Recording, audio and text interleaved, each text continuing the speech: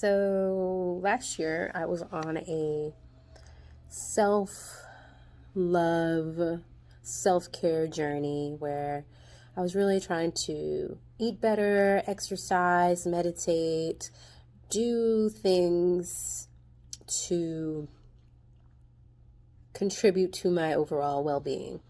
And as a mother and a significant other, I'm not a wife, but I might as well be. It's been 8 years.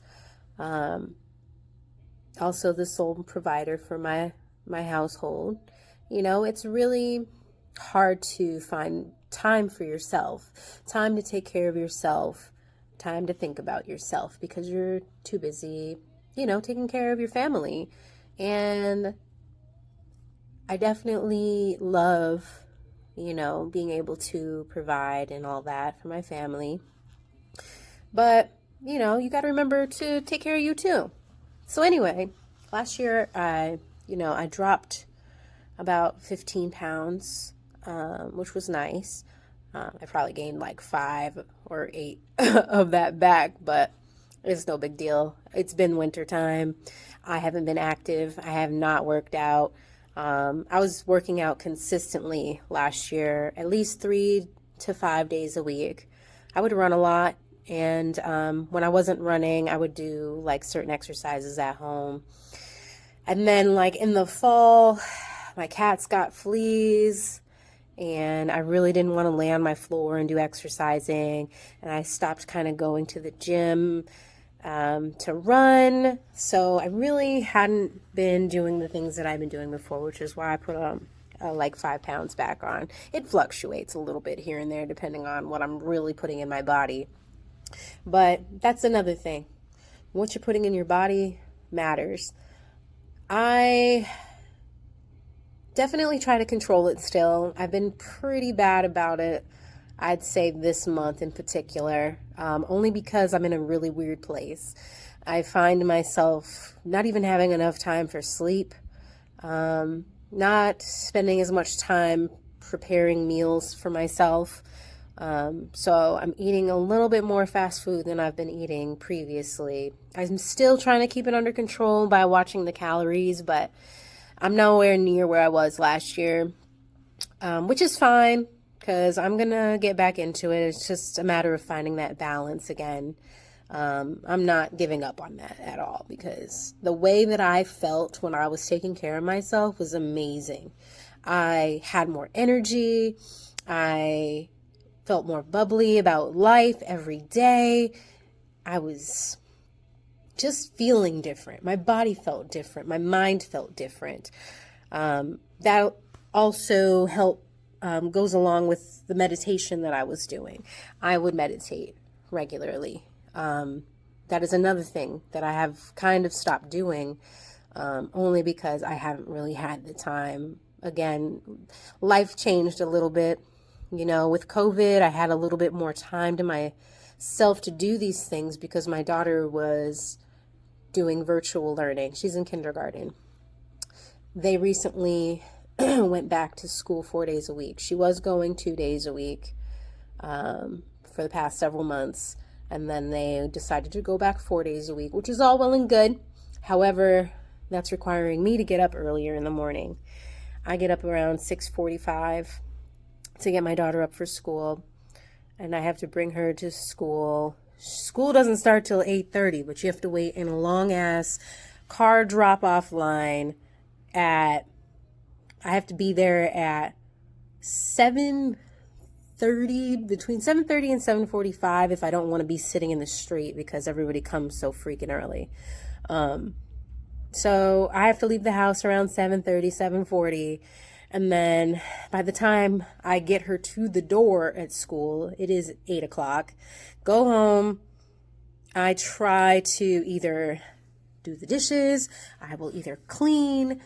If I've cleaned the night before, that leaves me some time for stretching or workout, a real quick workout.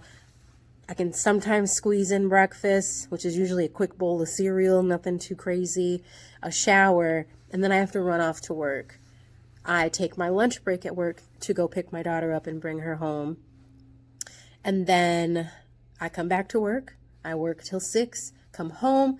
Oftentimes I have to cook dinner, and then we eat usually between, I'd say, 7 and 7:30, and then 8:30 I have to bring my boyfriend to his job. He doesn't have a license or a car, so I'm like the sole transportation of my household, which I have no problem with. It's just a lot on me.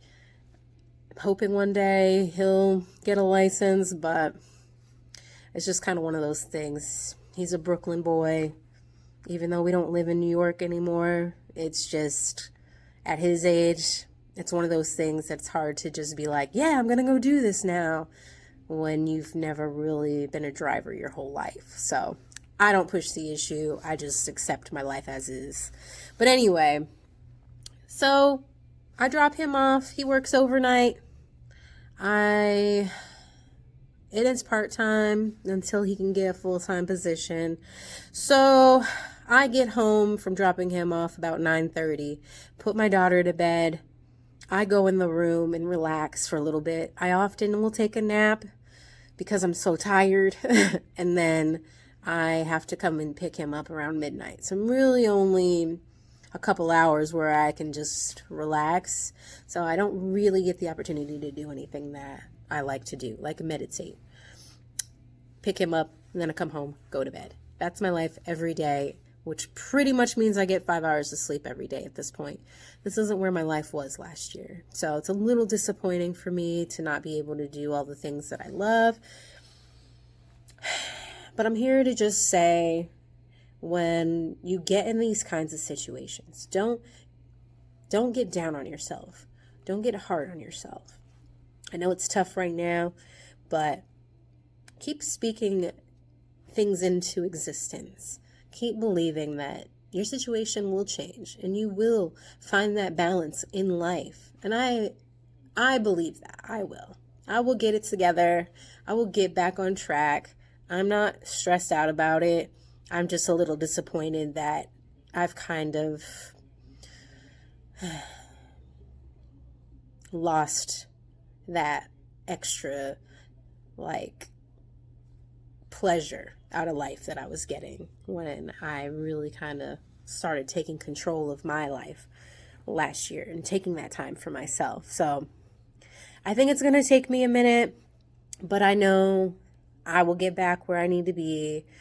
You know, I kind of just did this video as a way to just let people know that things get tough sometimes, but just keep your head in the game. Just keep your head in the game and keep doing the things that you say you're going to do. Say it. Speak those things into existence and make them happen. And that is what I'm going to do. I will be working out again. I will be running again. And although I don't really feel I eat that badly, because I do cook some pretty decent meals, I've been snacking.